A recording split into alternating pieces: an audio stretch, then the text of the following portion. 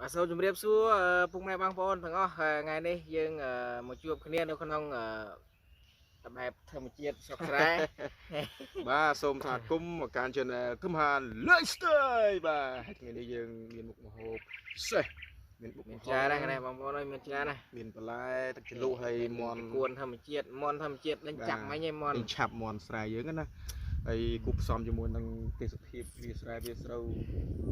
ឆ្ងាញ់ទេបងប្អូនហើយអានេះទៅសក់ស្រែយើងណាហើយ trà này ស្រូវ miền ខាងក្រោយនេះគឺគេជ្រត់មួយស្រែឥឡូវដោះបដាមកទៀតហើយអញ្ចឹងណាហើយខ្យល់អាកាសធម្មជាតិអូអេមតែឥឡូវយើងកុំឲ្យខាតពេលវេលាយើងញ៉ាំទាំងអស់គ្នាអូខេ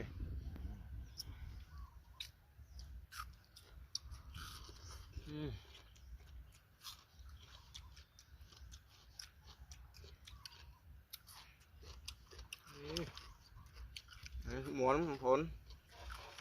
hả ចិត្តថាអត់ស្គាល់មាន់អីđâuនេះស្លាប់មួយទៅ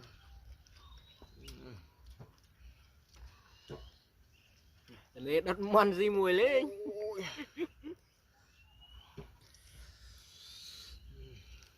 mặn cặp về mà តែយ៉ាងឆ្ងាញ់អូហូទៅចលក់នេះ ដាក់ទាំងមូលបងប្អូនអើយ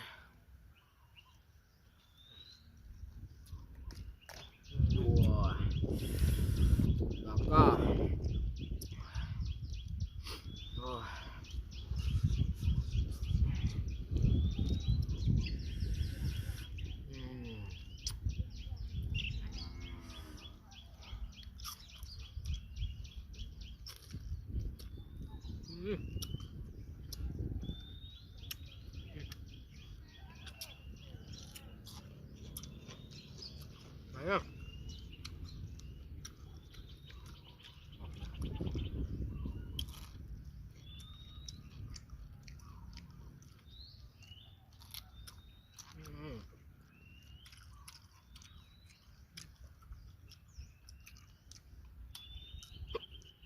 Đấy không?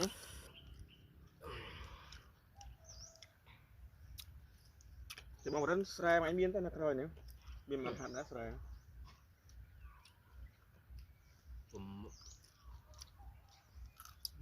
Chưa mấy tà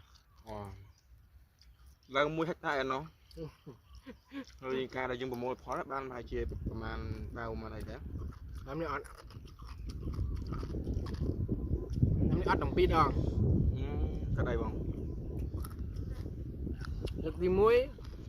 tụi một cô đang sung ngọt được thì pi được một cô thực chùm luôn cảm ơn rồi đâu chút bia tí bay vậy phải lưu thác rồi nồi khang cái khang này thì ấy càng càng thấy tầm lại thọc tiền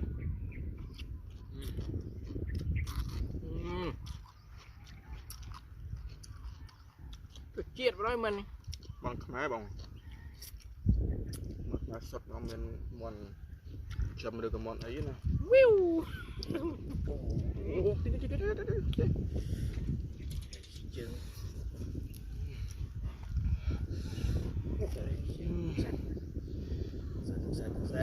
wow ăn lò thế nè cả chúng mình một phòng mà chưa được lúc bán không có bán hay chúng mình một phòng mua được sợ nó Bộ lòng mà bọn wow ngon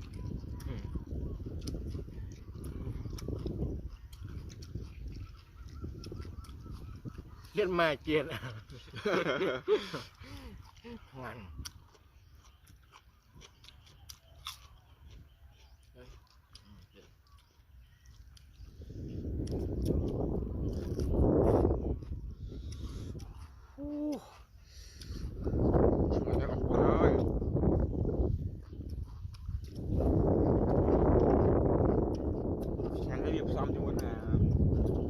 rồi đi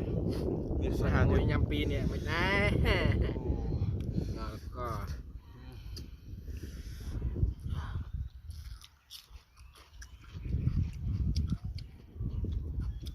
mến đã cho nó buồn sợ nó cảm ơn em á bằng mai bằng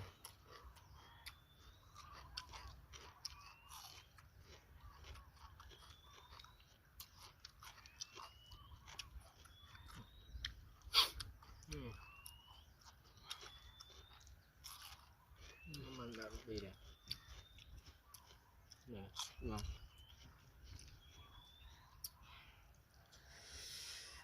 món dương hộp bé ở ngay nhà dựng đại cho món này dựng đại con mù mò cho món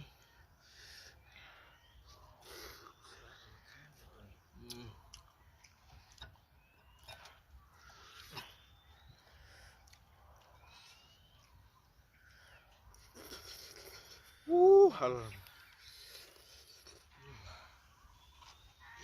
chết hal này bộ hồng cái đặc đàm gì này đỏ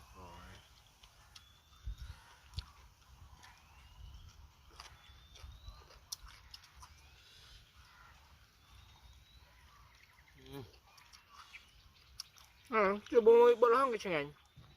mới tới lúc có chừng ảnh ngoài đứt lúa nó cái chẳng ảnh hay à ông vốn ham hì được một á ngày hai buồn đừng tôi sụp hiệp tuyệt màu biết bọt đi cả bọt điพี่น้อง phongไป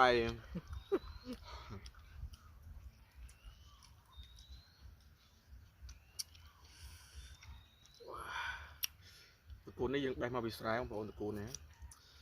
จบជាមួយនឹងห้องบอดยังมูgì vậy nó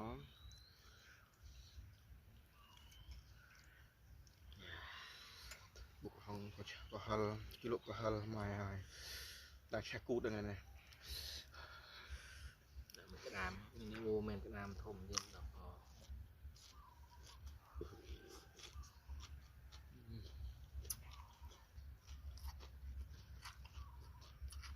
đúng rồi hay mà lấy dùng bộ hồng ngay á phải mấy á kia tham á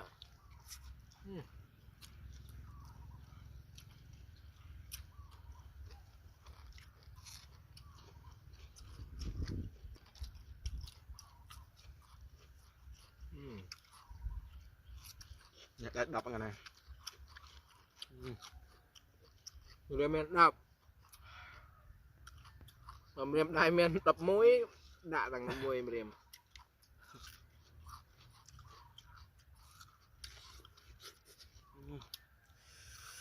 rồi slab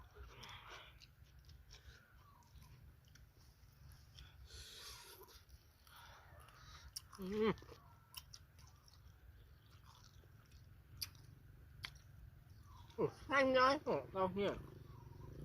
มันchết mình rồi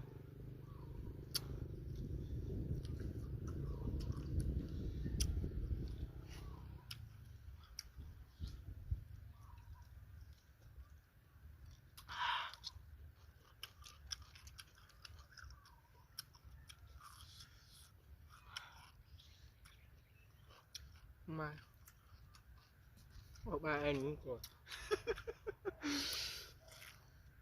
ô cái đàm xè này này mà phụ nói này này này một tê